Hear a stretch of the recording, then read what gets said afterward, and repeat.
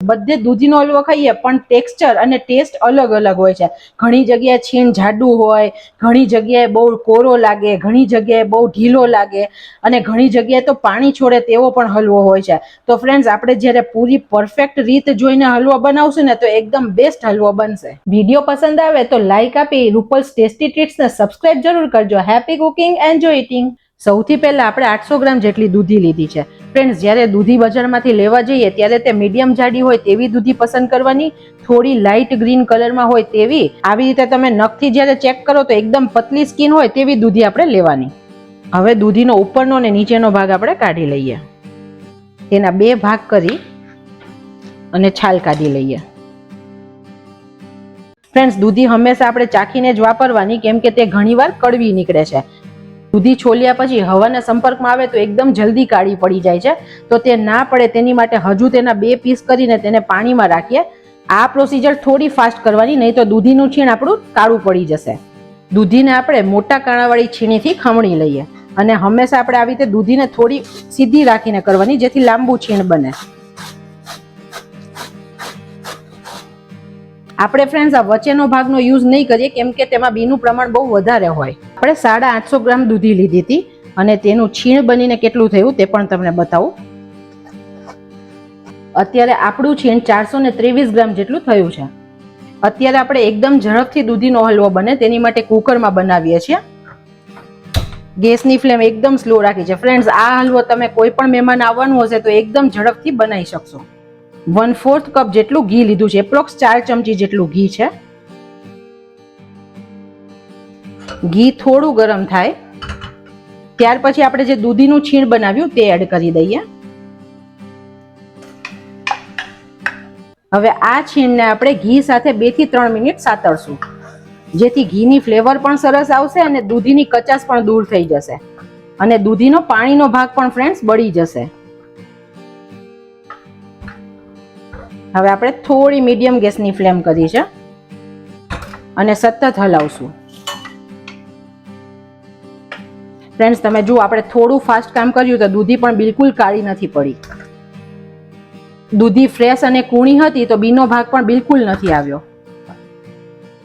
હવે પાછી આપણે ગેસની ફ્લેમ થોડી સ્લો કરીએ છીએ અને 1 મિનિટ જેટલો સમય થયો છે. ફ્રેન્ડ્સ, આ એકદમ ઇમ્પોર્ટન્ટ સ્ટેપ છે, કેમ કે દૂધીમાં પાણી રહી જશે ને તરત આપણે દૂધ નાખી અને જો એની સીટી કરશું ને તો ફીકો ફીકો હલવો બનશે. આ પ્રોસિજર કરવી એકદમ જરૂરી છે.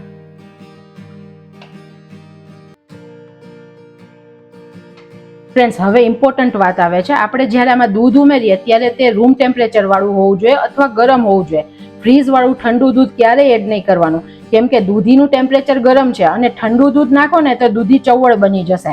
અત્યારે હું ગરમ કરેલું જ દૂધ એડ કરું છું, જેથી દૂધી જલ્દીથી કૂક થઈ જશે. 1/4 કપ જેટલું અત્યારે આપણે ફૂલ ફેટનું ગરમ દૂધ લીધું છે અને સરખું મિક્સ કરી દઈએ. આપણે આનાથી વધારે દૂધ નાખવાની જરૂર નથી. કુકરનું ઢાંકણું આપણે બંધ કરીએ અને સ્લો ગેસની ફ્લેમ પર 1 વિસલ થવા દઈએ.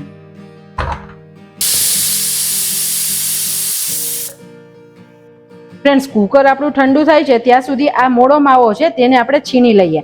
આ મોળો માવો તમને કોઈ પણ ડેરીમાં મળી જશે. ફ્રેન્ડ્સ, અત્યારે આપણે 50 ગ્રામ જેટલો માવો લીધો છે, તેને આપણે છીણી લઈએ. ફ્રેન્ડ્સ, આ માવો નાખવાથી ટેક્સચર અને સ્વાદ બંને બહુ જ મસ્ત આવશે. કુકર ઠંડુ થઈ ગયા પછી આપણે ખોલીને ચેક કરીએ. અત્યારે દૂધ બધું એબ્ઝોર્બ થઈ ગયું છે, તમે જોઈ શકો છો. ફ્રેન્ડ્સ, તેને હલાવીએ તો દૂધનો ભાગ બહુ જ ઓછો છે હવે અને સરસ દૂધી ચડી પણ ગઈ છે. આ ટાઈમે તમારે સહેજ દૂધીને દબાવીને આવી રીતે ચેક પણ કરી લેવાની. એકદમ સરસ મેશ થઈ જતી હોય તો દૂધી કમ્પ્લીટ ચડી ગઈ છે. જો આ ટાઈમે દૂધી તમને કડક લાગે તો ફરીથી 1 વિસલ તમે કરી શકો છો. હવે ગેસની ફ્લેમ આપણે ચાલુ કરીએ અને એકદમ સ્લો ફ્લેમ રાખીએ છીએ. તમે જુઓ, હવે આપણું મિશ્રણ ગરમ થઈ ગયું છે, તેમાં બબલ્સ પણ આવી રહ્યા છે. તો આપણે અડધો કપ એટલે કે 100 ગ્રામ જેટલી ખાંડ એડ કરીએ છીએ. તમે તમારા ટેસ્ટ પ્રમાણે વધારે ઓછી કરી શકો છો. ફ્રેન્ડ્સ, પણ આપણે માવો પણ એડ કરવાના છે તો તે પણ મોળો છે, તો તેના માટે આપણે 100 ગ્રામ જેટલી ખાંડ જોઈશે. હવે આપણે આ ખાંડ નાખીને પછી ફરીથી હવે ખાંડનું પાણી થશે. અત્યારે મીડિયમ ગેસની ફ્લેમ કરી દીધી છે, કેમ કે દૂધ પણ થોડું હતું અને ઉપરથી આપણે ખાંડ નાખી. હવે ખાંડ ઓગળશે ને ત્યારે ફરીથી આવી રીતે લિક્વિડ એટલે કે તેનું પાણી થશે. તો આપણે તે પૂરું પાણી બળે ત્યાં સુધી તેને થવા દેવાનું.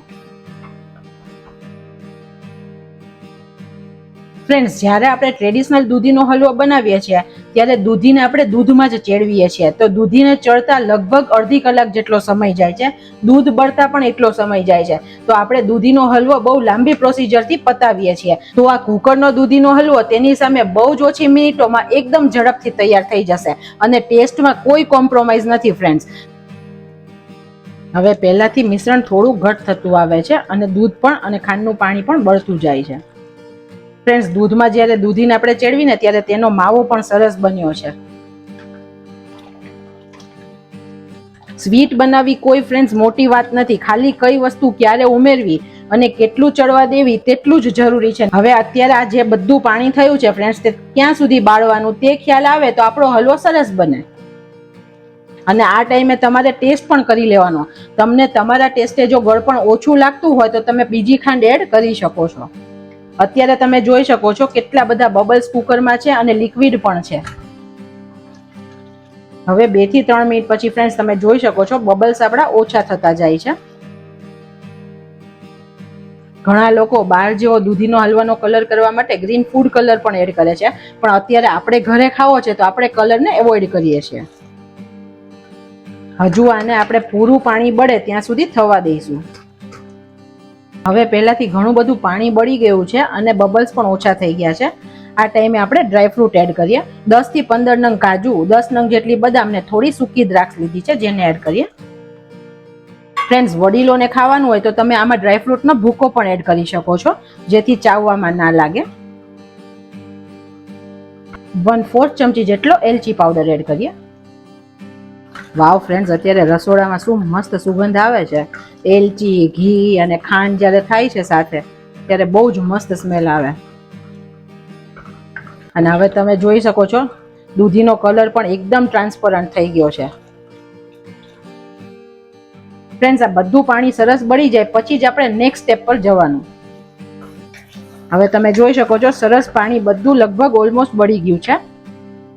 હવે આપણે તેની અંદર માવો નાખીએ. હવે બધું આપણે મિક્સ કરીએ. વાવ ફ્રેન્ડ્સ, માવો નાખ્યો તો કેટલું મસ્ત ટેક્સચર તરત જ બદલાઈ ગયું હલવાનું. તમારે જો માવા વગરના દૂધીના હલવાની રીત જોતી હોય તો તમે મને કોમેન્ટ સેક્શનમાં જણાવી શકો છો. વાવ ફ્રેન્ડ્સ, એટલો મસ્ત હલવો બન્યો છે. હજુ આપણે 5 મિનિટ જેટલો આને થવા દઈએ અને ઉપરથી 1 ચમચી જેટલું ઘી નાખીએ જેથી સરસ શાઈન આવી જાય. હવે ફ્રેન્ડ્સ, તમને ટેક્સચર બતાવું. જો તમે કુકરમાં ચમચો હલાવો છો ને તો ચમચા સાથે હલવામાં ગોળ ગોળ ફરે છે. બિલકુલ પાણીનો ભાગ હવે બળવા આવી ગયો છે. લગભગ 1 થી 2 જ મિનિટમાં આપણો હલવો રેડી થઈ જશે. આ જ મેઇન ટ્રીક છે કે ક્યાં સુધી આપણે હલવાને થવા દેવાનો. જોઈ શકો છો સાઈડમાંથી સરસ ઘી પણ છૂટું પડી ગયું છે હવે, અને પરફેક્ટ હલવો આપણો બનીને રેડી છે ફ્રેન્ડ્સ. અન્નપૂર્ણામાંની કૃપાથી ફ્રેન્ડ્સ એકદમ મસ્ત લસલસતો હલવો બનીને રેડી થયો છે.